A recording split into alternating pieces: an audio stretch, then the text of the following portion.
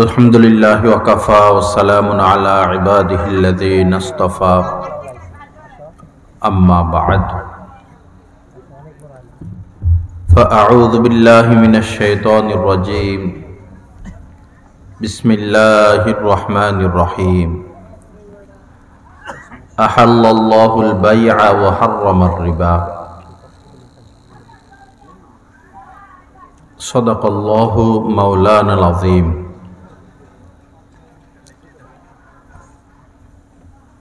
वक़ाल रसूलुल्लाहि सल्लल्लाहु तआला अलैहि वसल्लम लअन रसूलुल्लाहि सल्लल्लाहु अलैहि वसल्लम आकिलर रिबा व मूकिलहु व कातिबहु व शाहिदैनि औ कमा क़ाल अलैहि सलातु वस्सलाम। अल्लाहुम्मा सल्लि अला सय्यिदिना व मौलाना मुहम्मद व अला आलि सय्यिदिना व मौलाना मुहम्मद व बारिक वसल्लिम। আল্লাহ পাক জাল্লা জালালুহু আমাদের সবাইকে মাফ করে দেন। আজকের এই মাহফিলকে আল্লাহ পাক কবুল করেন। এই মাহফিলের উসিলায় আল্লাহ পাক আমাদেরকে পূর্ণ হেদায়েত নসিব করে দেন। আল্লাহ পাক আমাদের সবার জন্য জান্নাতুল ফেরদাউস নসিব করেন। এই এলাকার সকল মানুষ, নারী পুরুষ, ছেলে মেয়ে, এই মাহফিলের উসিলায় আল্লাহ পাক সবাইকে কামেল হেদায়েত নসিব করে দেন। ইসলাম, শরীয়ত, দ্বীন ইসলাম, শরীয়ত, কোরআন, সুন্নাহ, আমরা মনে করি যে এগুলো শুধু মসজিদ, মাদ্রাসা, ওয়াজ, হজ, মাহফিলের মধ্যে সীমাবদ্ধ। বিষয়টা এমন না। 24টা ঘন্টায় আমরা যতগুলো কাজ করি ততগুলোর মধ্যেই ইসলাম রয়েছে, আদব রয়েছে, শরীয়ত রয়েছে, নবীজির সুন্নত রয়েছে।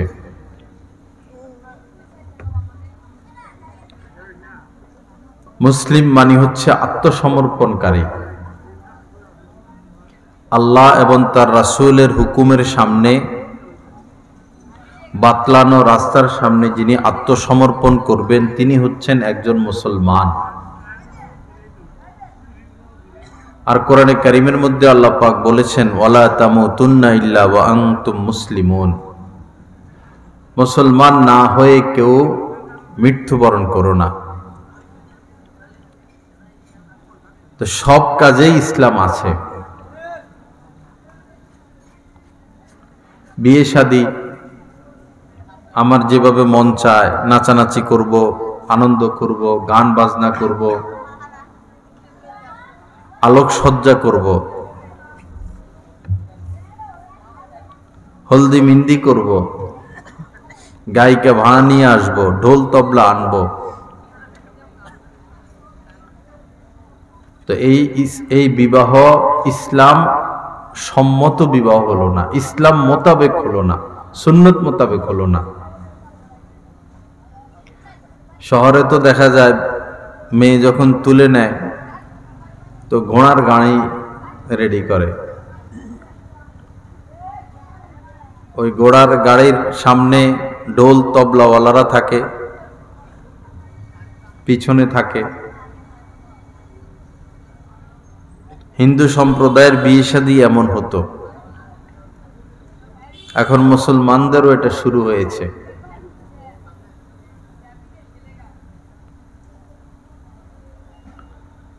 বর্তমানে আমরা যতগুলো কাজ করি বেশিরভাগ কাজই কোরআন সুন্নাহর বিপরীত।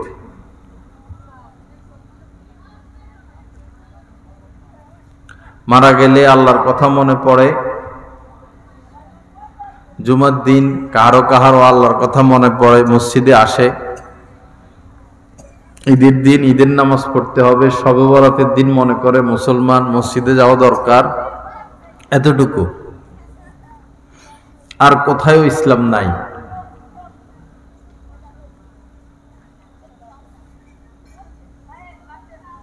সব জায়গায় ইসলাম আছে, আমরা হয়তো জানি না বা মানি না। যেদিন সব কথা, সব কাজে কর্মে ইসলাম, শরীয়ত, সুন্নত ফুটে উঠবে, সেদিন আমরা কামিয়াব মুসলমান। আজকে তো এখানে আমার আসার কথা, তো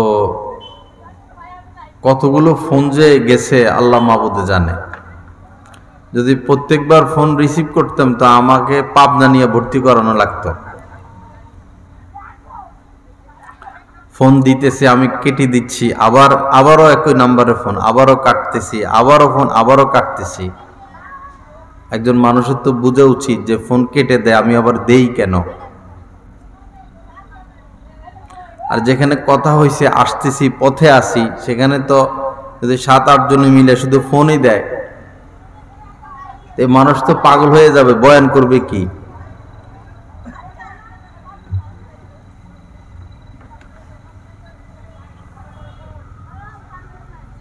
ফোন দেওয়ার আগেও, ফোন দেওয়ার মধ্যেও ইসলাম আছে। যেমন কিছু ভাইরা এমন দুপুরের পরে একটু আরাম করে,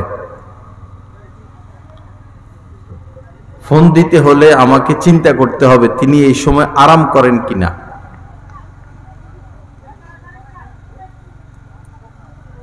অনেকে আছেন ফজরের নামাজের পরে একটু আরাম করে। এখন আমি যদি শুধু ফোনে দেই তাহলে তো তার ঘুমের ক্ষতি করলাম। কোন আল্লাহর বান্দা ঘুমাচ্ছে আর আমি পাশে তেলাওয়াত করতেছি বা জিকির করতেছি,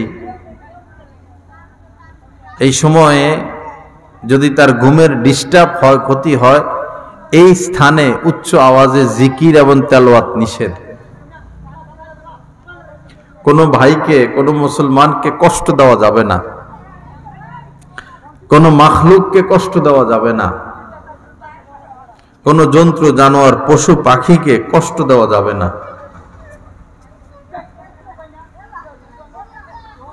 ওই সময় আমরা কামেল মুসলমান হব যে সময় আমার দ্বারা কোনো মুসলমান সহ অন্য মাখলুক, জন্তু জানোয়ারও কষ্ট পাবে না।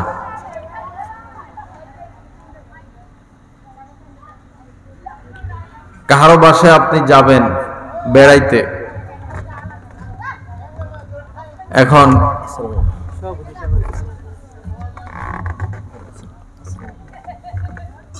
ঠিক খাওয়ার সময় যদি গিয়ে উপস্থিত হন,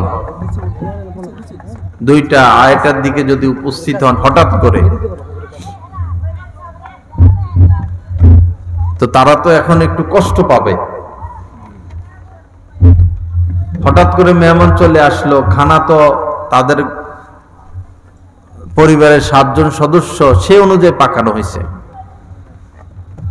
হঠাৎ করে একজন মেহমান গেলে মেহমানকে তো যা তা খাওয়ানো যায় না। এজন্য আদব হলো এই খানার টাইমে যদি কাহারো বাসায় যেতে হয় খেয়ে যাবেন, খেয়ে যাওয়া, তাদেরকে কষ্টে না ফেলানো।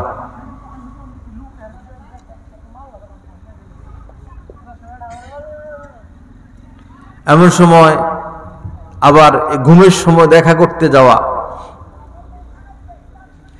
সাধারণত মানুষ 10টা 11টা ঘুমিয়ে যায়, এখন আপনি রাত্রে 2টা বাজে ফোন দিলেন, অনেকে এরকম দিয়া বসে।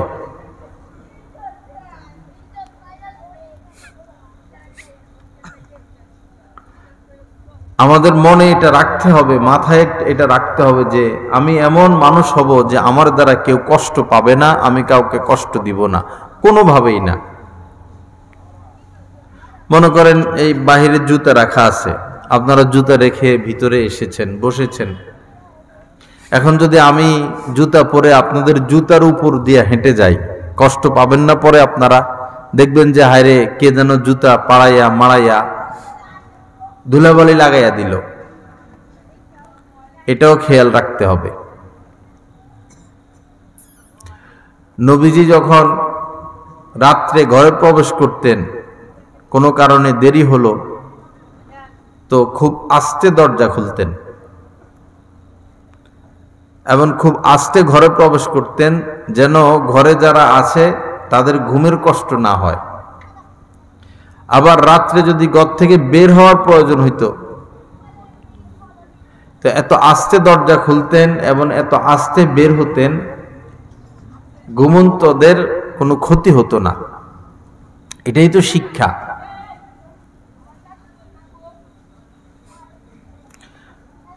কাহারো ঘরে কাহারো বাসায় গেলে 3 বার সালাম দেওয়া।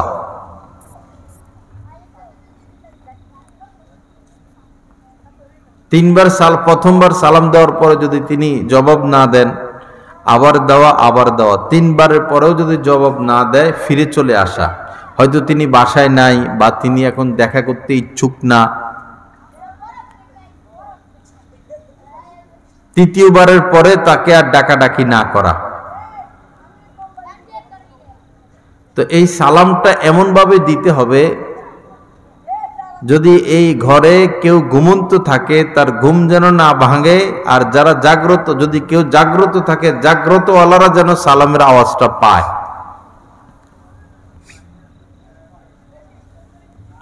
সব জায়গার মধ্যে ইসলাম আছে,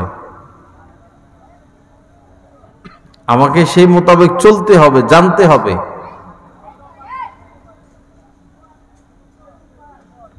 ধূমপান করে অনেক মানুষ। একটা বাস, যারা ধূমপান করে না তারা ওইটার ধোঁয়া গন্ধ সইতে পারে না। এখন বাসের মধ্যে মনে করুন 40 জন যাত্রী, একজনে সিগারেট ধরাইল, ধোঁয়া পুরা বাস ভরে যায়, সবারই কষ্ট হয়। সিগারেট খাওয়া যদি হারাম নাও হয়, এই বাসের মধ্যে তো হারাম হবে, কারণ সবাই কষ্ট পাচ্ছে।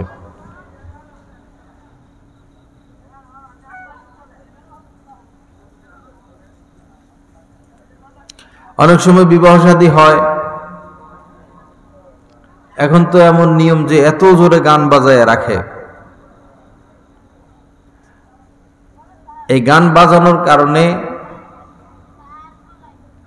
আশপাশ মসজিদে মানুষের নামাজ পড়তে ক্ষতি হয়, আশপাশে মাদ্রাসা আছে তাদের পড়াশোনা করতে ক্ষতি হয়, এবং অবশ্যই কেউ না কেউ অসুস্থ আছে, বৃদ্ধ লোক আছে, স্টুডেন্ট আছে, তাদের কালকে স্কুল আছে, মাদ্রাসা আছে, পড়া শিখতে হবে। যারা শ্রমিক, রাত্রে ঘুমাবে, দিনের বেলা গিয়ে কাজ করবে। যারা চাকরিজীবী, রাত্রে ঘুমাবে, দিনের বেলা গিয়ে চাকরি করবে। এত জোরে ডেকসেট বাজায় রাখলে তো সবাইকে কষ্ট দেওয়া হলো।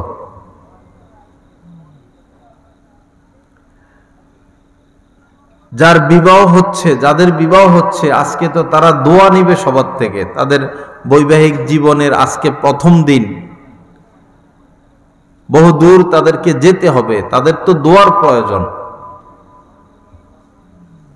এখন তারা যদি এই আয়োজন করে যে সবার ঘুম হারাম, তো দোয়া পাইল না বদদোয়া পাইল?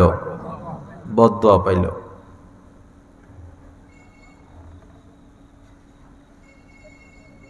কাউকে কষ্ট দেওয়া যাবে না।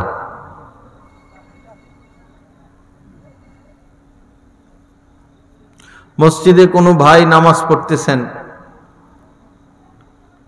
এখন আপনি জোরে জোরে জিকির শুরু করলেন, বা জোরে জোরে তেলাওয়াত শুরু করলেন, বা জোরে জোরে তালিম শুরু করলেন।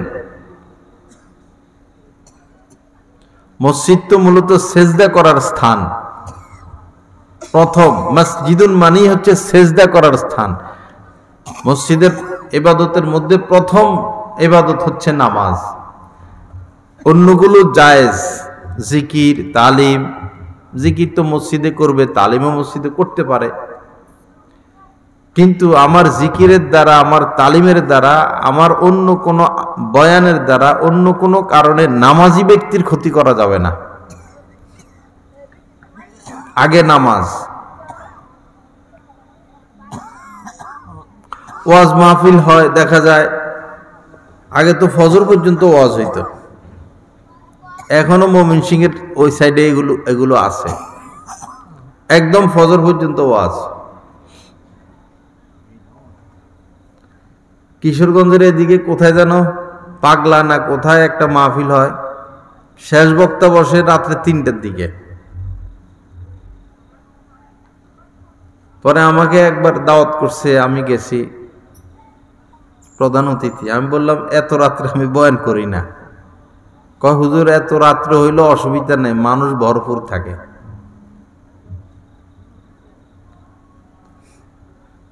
তাদের কথায় গেলাম, পরে যাইয়া ওরকম মানুষ পাই নাই, কিন্তু বয়ানের শেষের দিকে বিরিয়ানির প্যাকেট আছে। বয়ানের সময় মানুষ ছিল না তেমন একটা, বয়ান যখন শেষ মুনাজাত তখন পিঁপড়ার মতো মানুষ এত রাত্রে।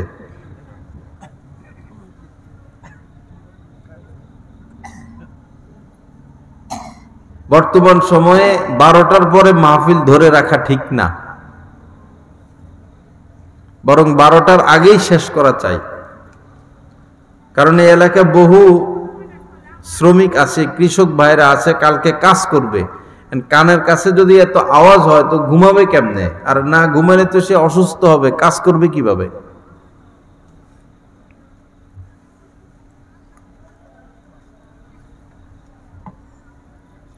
সব কিছু হিসাব নিকাশ করে করতে হবে।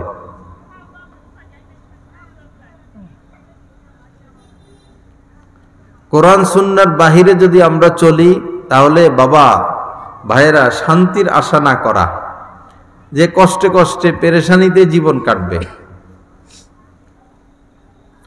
শান্তি, সুখ, টেনশন মুক্ত জীবন, পেরেশানি মুক্ত জীবন, ফিতনা মুক্ত জীবন যদি কেউ পেতে চায় তো তাকে কোরআন সুন্নাহ মোতাবেক চলতে হবে।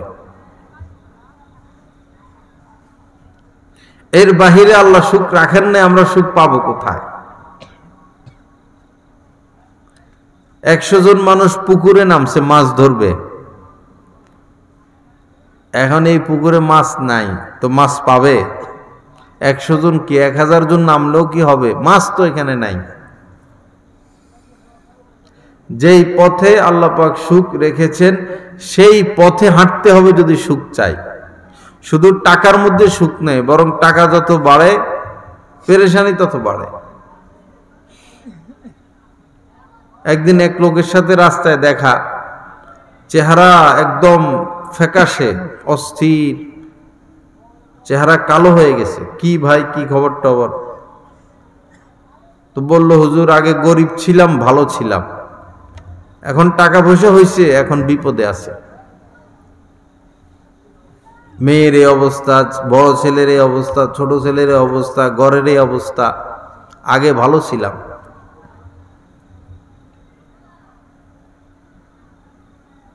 আলা বিযিক্রিল্লাহি তাতমাইন্নুল কুলুব। কোরআনে কারীমের মধ্যে আল্লাহ পাক বলেছেন, শুনো, কেবলমাত্র আল্লাহ পাকের জিকির, আল্লাহ পাকের আনুগত্যের মধ্যেই রয়েছে প্রকৃত শান্তি, মূলত শান্তি, অন্তরের প্রশান্তি আল্লাহর আনুগত্যের মধ্যে। সব জায়গায় আল্লাহর আনুগত্য, ব্যবসা বাণিজ্যে আল্লাহর আনুগত্য। ব্যবসায় টাকার প্রয়োজন, ব্যাংকের থেকে সিসি নিয়ে আসলাম, তা আল্লাহর আনুগত্য তো হইল না, আল্লাহর অবাধ্যতা হলো। আর অবাধ্যতার মধ্যে আল্লাহর সন্তুষ্টি নাই। আর যেই কাজে আল্লাহর সন্তুষ্টি নাই সেই কাজে কোনো বরকত নাই। 5 লাখ সিসি নিতে পারবেন, 5 কোটি সিসি নিতে পারবেন, যেহেতু এটা আল্লাহর হুকুমের বাহিরে, সেহেতু এখানে আপনি সুখ পাবেন না। বরং ইয়ামহাকুল্লাহুর রিবা ওয়া ইউরবিস সাদাকাত, আল্লাহ পাক বলেছেন সুদকে তিনি নিশ্চিহ্ন করবেনই করবেন। সাময়িক দেখা যায় খুব লাভ, এটা লাভ না, ক্ষতি হয়ে যাচ্ছে।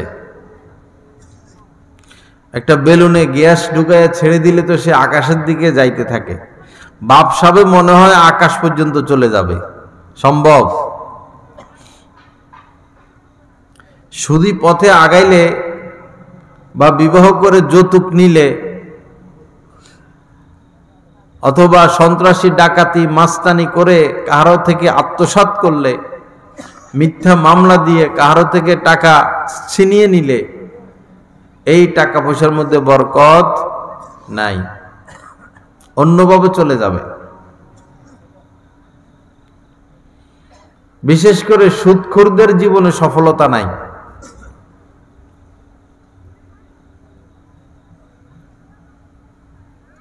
আবার হাদিসে এও এসেছে কিয়ামতের আগে আগে প্রত্যেক মানুষ প্রত্যক্ষভাবে হোক অথবা পরোক্ষভাবে হোক সুদের সাথে লিপ্ত হয়ে যাবে। এটাই কিয়ামতের আলামত। সবাই কম বেশ সুদ খাওয়া শুরু করবে। এখন কাছাকাছি হয়ে গেছে, 80-85% ব্যবসায়ীরা সুদের সাথে লিপ্ত। আল্লাহ আমাদেরকে মাফ করে দেন। যাদের আয়ের অর্ধেকের বেশি হারাম, তাদের হাদিয়া নেওয়া যাবে না, তাদের দাওয়াত খাওয়া যাবে না, তাদের বাসায় কিছু খাওয়া যাবে না। বিয়ে শাদীর ক্ষেত্রে এটা আগে দেখা। আপনার মেয়েকে বিবাহ দিবেন, ছেলের আয় হালাল কিনা, ছেলের বাবার আয় হালাল কিনা, অথবা ছেলেকে বিবাহ করাবেন বা আপনি নিজে বিবাহ করবেন, মেয়ের বাবার আয় হালাল কিনা। যদি মেয়ের বাবার আয় রোজগার হালাল না থাকে তো এই মেয়ে তো অবাধ্য মেয়ে, সে তো হারাম খেয়ে বড় হয়েছে, সে তো তার রক্তবিন্দু হারাম, তার হারামের সাথে সংযোগ, তারে পর্দা করানো বড় কঠিন হবে। তার দ্বারা 5 ওয়াক্ত নামাজ আশা করা বড় কঠিন হবে, তার থেকে নেক সন্তান কামনা করা বড় কঠিন হবে।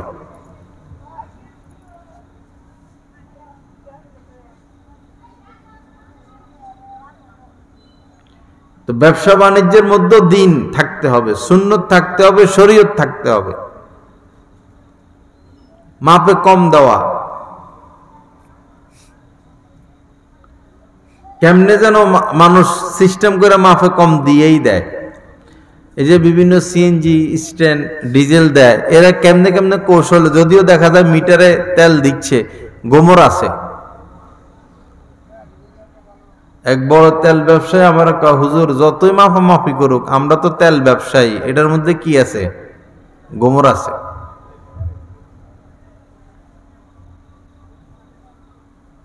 মাপে যারা কম দেয় এদের তো কঠিন শাস্তি হবে। এরা নেক আমল যাই করুক সব ওরা নিয়ে যাবে।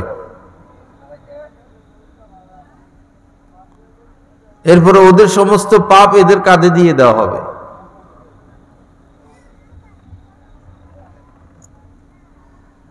আমার এক মুসল্লি তেল ব্যবসা করত, পরে আমার এখানে নামাজ পড়ে, জুমা পড়ে, পরে ব্যবসা ছাড়া দিছে। পরে বললো যে হুজুর তেল ব্যবসা করছি, এটা তো গোমরওয়ালা ব্যবসা। সবারটাই যে গোমরওয়ালা সেটা বলতেছি না, ভালো মন্দ মিলে এই। সে বলল এই ব্যবসায় তো গোমর আছে, আমি তো সেই কত 30-40 বছর ধরে এই ব্যবসা, এখন আমার কি উপায়? পরে আমি বললাম যে সবার কাছে মাপ চাইবেন। তো সে বলল এত মানুষ পাবো কই? তো যাদেরকে চিনেন, নিয়মিত নিত পাইকারি বা আগে তাদের থেকে মাফ নেন, পরে মাফ নেওয়া শুরু করছে। হিন্দু ছিল, অনেক লোক ছিল, মাফ নিছে। এখন ব্যবসা তো অনেক লম্বা। পরে আমি বলছি যে এটা যে কোনোভাবে পরিশোধ করতে হবে। আপনি যাদেরকে চিনেন না তাদের নামে সদকা করবেন, দান সদকা করবেন। পরে সে প্রতি মাসে 50,000 টাকা করে এই সদকা করে। তেলের মাধ্যমে যাদেরকে প্রতারিত করেছে তাদের আমলনামা যেন এই সওয়াব পৌঁছায়, এই নিয়তে 50,000 টাকা করে সদকা করে এবং ছেলেদেরকে বলছে আমার মৃত্যুর পরেও 3-4 বছর তোমরা এইভাবে টাকা দিয়ে যাবা। আল্লাহর ভয় ভিতরে আসলে তো ফজরের নামাজের সময় তাকে জাগানো লাগে না। গুনাহ থেকে বাঁচানোর জন্য তাকে পিটাইতে হয় না। ইবাদতের ক্ষেত্রে তাকে বাধ্য করতে হয় না, সে নিজে বাধ্য হয়ে যায়, কারণ তার ভিতরে আল্লাহর ভয় ঢুকেছে। স্ত্রী পর্দা করে না, মেয়ে পর্দা করে না, বুঝাচ্ছেন, বাধ্য করতেছেন, শাস্তি দিচ্ছেন, পর্দা করে না, কিন্তু তার ভিতরে আল্লাহর ভয় চলে আসলে আপনাকে আর বলতে হবে না, সে ভিতর থেকে পর্দা শুরু করবে। ভয় না আসলে কি পর্দা করবে না? আপনি বলবেন না, বলে যাবেন, বুঝাবেন, যেন আল্লাহর ভয় আসে সেই চেষ্টাও করবেন। আল্লাহওয়ালাদের বয়ান শোনাবেন, দ্বীনি কিতাবাদি তালিম করবেন। আমাদের প্রত্যেক মুসলমানেরই উচিত ঘরে একটু সময় তালিম করা,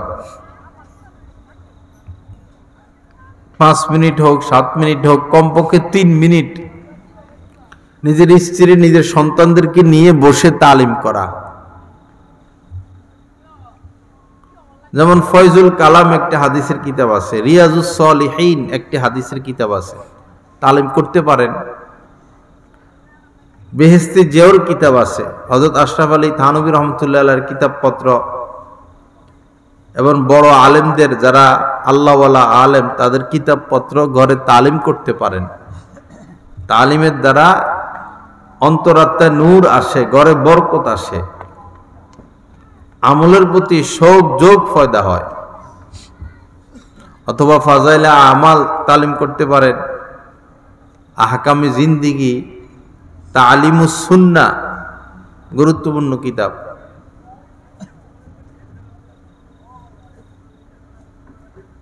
কত সুন্নত আছে আমরা জানি না।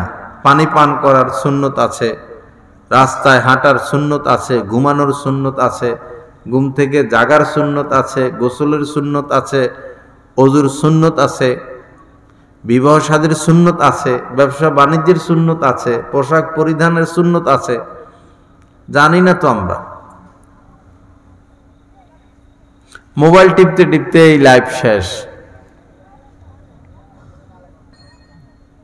কি এক চক্রান্তের মধ্যে মুসলমান জাতি পড়ে গেল। কাফেররা এত মোবাইল চালায় না, ইহুদিরা এত মোবাইল চালায় না। যারা মোবাইল আবিষ্কার করছে, ফেসবুকের যারা মালিক, ফেসবুক টিপার তাদের সময় নাই।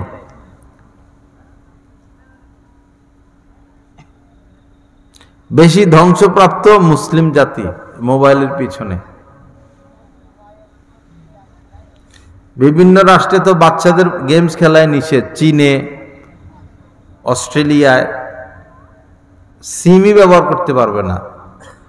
সংসদে তারা আইন করে নিচ্ছে 18 বছর আগে, 16 বছর আগে কেউ ফেসবুক, এরপরে এই যে টিকটক, সামাজিক যোগাযোগ মাধ্যম কোনো স্টুডেন্ট ব্যবহার করতে পারবে না। কাফের নাস্তিকরা তাদের রাষ্ট্রে এগুলো আইন পাশ করে নিতেছে, দেখতেছে সব সর্বনাশ হয়ে যাচ্ছে।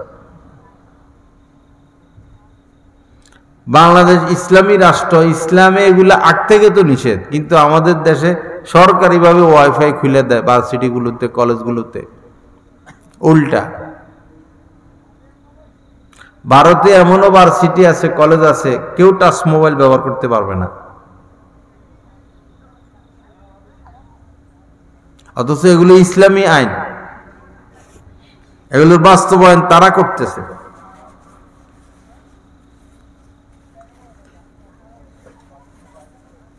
আমাদের দেশের রাজনীতি ভিন্ন, তাদের দেশের রাজনীতি ভিন্ন। তারা দেশকে ভালোবাসে, যত কিছু হোক। ভারতে যায় দেখেন, সবাই নিজের দেশের পণ্য ব্যবহার করবে। নিজের দেশে পণ্যটা ভালো নাই, তাও এটা তারা ব্যবহার করে। চীনে যায় দেখেন, তারা বাহিরের কোন রাষ্ট্রে কিছু ব্যবহার করে না। আর আমরা বাংলাদেশিরা যাই এই ইন্ডিয়ান শাড়ি আছে কিনা, চায়নাটা আছে কিনা, জাপানিটা আছে কিনা। আমাদের সরকাররা যদি সহজ করত, উৎপাদনের ক্ষেত্রে ব্যাট ট্যাট কমাইয়া দিত। এই পরিমাণ ব্যাট দইরা বসে রয়েছে সরকার, মানুষ এই দেশে কিছু তৈরি কইরা পোষাইতে পারে না, বিদেশ থেকে আমদানি করতে হয়। একটা জুতা বানাইলে সরকারের নাকি 15% না 20% দিয়ে দিতে হয়। এই কারণে এই দেশে উৎপন্ন সম্ভব হচ্ছে না। সিএনজি তো ভারত থেকে আনার দরকার নাই, এই দেশে সিএনজি বানানো সম্ভব। এই দেশে গাড়ি বানানো সম্ভব, জাহাজ বানানো সম্ভব, সকল পণ্য এই দেশে বানানো সম্ভব। রাজনৈতিক মারপ্যাচের কারণে দেশ এই অবস্থা। সারা বছর যে পরিমাণ পেঁয়াজের দরকার এই দেশে, আলুর দরকার, এই দেশে উৎপন্ন হয়, বরং বেশি উৎপন্ন হয়। ভারত কি করে, যখন পেঁয়াজের দাম সস্তা কিনে নিয়ে যায় ওই দেশে আমাদের পেঁয়াজগুলো, আবার যখন পেঁয়াজের দাম বেশি এগুলো কোল্ড স্টোরে রাখে, আবার আমাদের পেঁয়াজ আমাদের দেশে দিয়ে দেয়। মাইর খেলাম আমরা, বাচ্চা হইল তারা।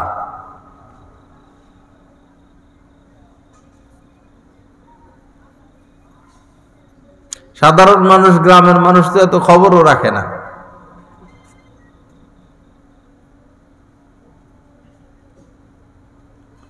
দেশকে ভালোবাসা চাই, দেশের পণ্য ব্যবহার করা চাই। বাজারে গেলে দেশি মাছ এটা খুব ভালো বুঝে, দেশি মাছ। তো দেশি মাছ পছন্দ করেন, দেশি পোশাকও পছন্দ। পোশাকের ক্ষেত্রে বিদেশি কেন, কসমেটিকের ক্ষেত্রে বিদেশি কেন? এই ফেয়ার অ্যান্ড লাভলি বিক্রি করে ইহুদিরা, কোকা কোলা বিক্রি করে, 7 আপ বিক্রি করে কত হাজার কোটি টাকা পৃথিবীর থেকে কামাইয়া নিতেছে। ফেয়ার অ্যান্ড লাভলি মাইখা কোন কোন কালামে সুন্দর হয়েছে? কেউ দেখাতে পারবে যে ফেয়ার অ্যান্ড লাভলি মাইখা কেউ সুন্দর হয়েছে?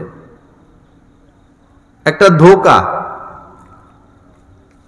ক্রিম কি বাংলাদেশে কম? বাংলাদেশেই তো কত ধরনের ক্রিম আছে। আমরা দেশেরটা ব্যবহার করলে দেশীয় কোম্পানিরা আরো ভালো করে এটা তৈরি করত।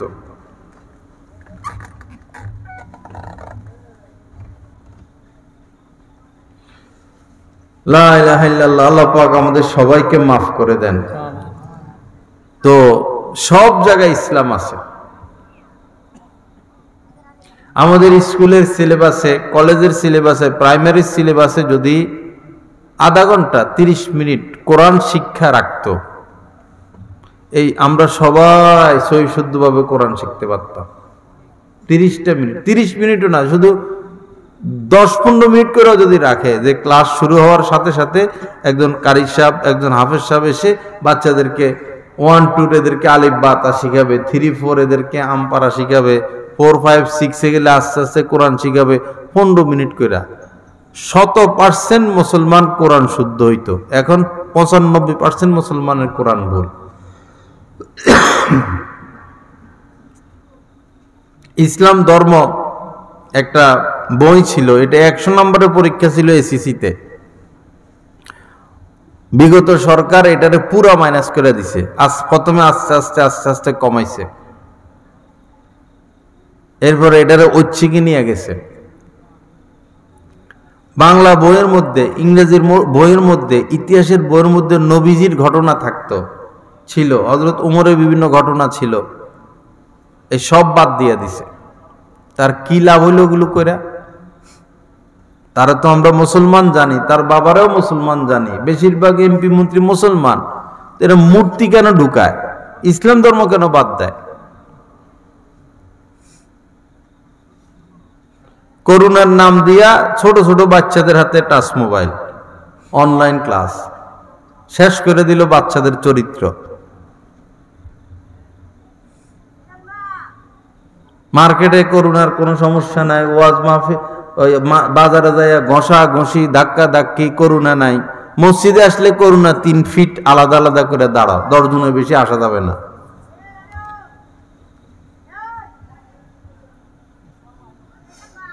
আরো সামনে কত ষড়যন্ত্র হবে আল্লাহ পাক জানে। এই দেশটাকে গরিব করে রাখছে তারা। এই দেশ গরিব না,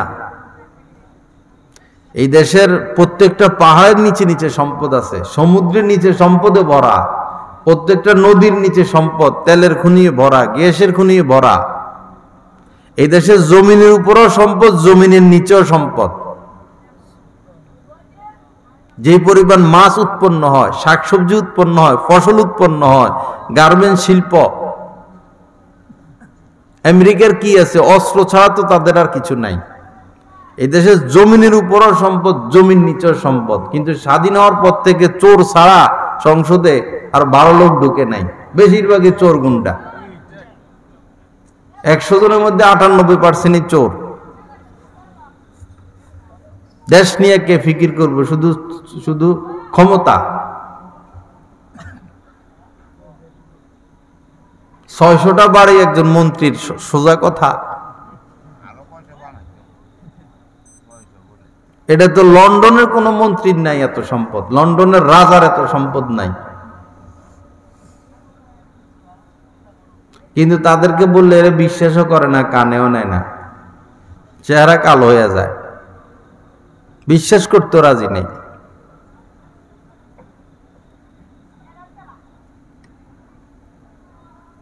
কোটি কোটি টাকা এই দেশে রেমিটেন্স আসে। আমেরিকায় এত রেমিটেন্স ঢুকে না, সৌদি আরবে এত রেমিটেন্স ঢুকে না।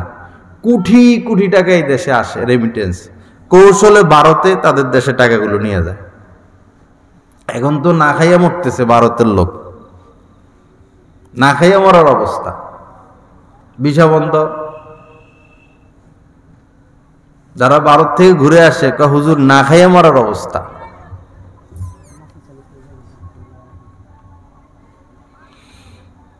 লা ইলাহা ইল্লাল্লাহ। আল্লাহ পাক আমাদের সবাইকে মাফ করে দেন। যাই হোক ভাইরা, দুর্নীতি মুক্ত হওয়া, চুরি এটা কোনো সভ্য মানুষের কাজ না। মিথ্যা কথা বলা এটা কোনো ভদ্রলোকের কাজ না। একজন লোক যদি নামাজ নাও পড়ে, রোজা নাও রাখে, ভদ্রতার দাবি এই যে সে মিথ্যা কথা বলবে না, সে চুরি করবে না, সে দুর্নীতি করবে না, সে ঘুষ খাবে না।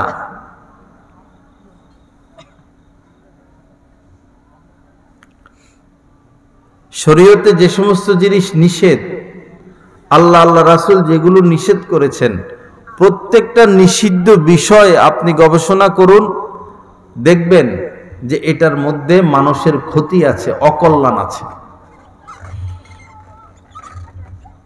মদের মধ্যে অবশ্যই ক্ষতি আছে, ইসলাম সেটাকে নিষেধ করে। জুয়ার মধ্যে অবশ্যই ক্ষতি আছে, ইসলাম জুয়াকে নিষেধ করে। মিথ্যার মধ্যে অবশ্যই ক্ষতি আছে, ইসলাম মিথ্যাকে নিষেধ করে।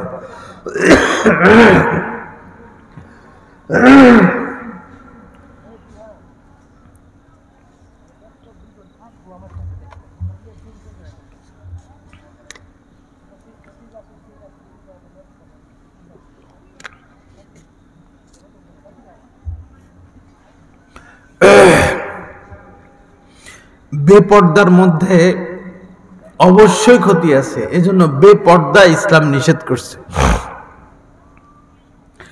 খুন, ডাকাতি, সুদ, ঘুষ, গীবত, শেকায়েত, গালিগালাজ, হত্যা,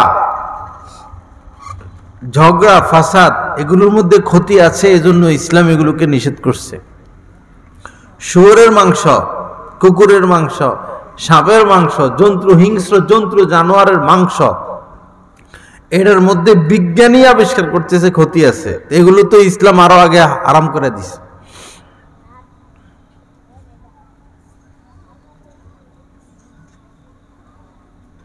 অনেক নাস্তিক রাষ্ট্রের সরকার সকল এই খিনজির, শুয়োর মারে ফেলছে। এগুলো খাইয়া খাইয়া হাজার অসুখ হয়, মানুষের রোগ হয়।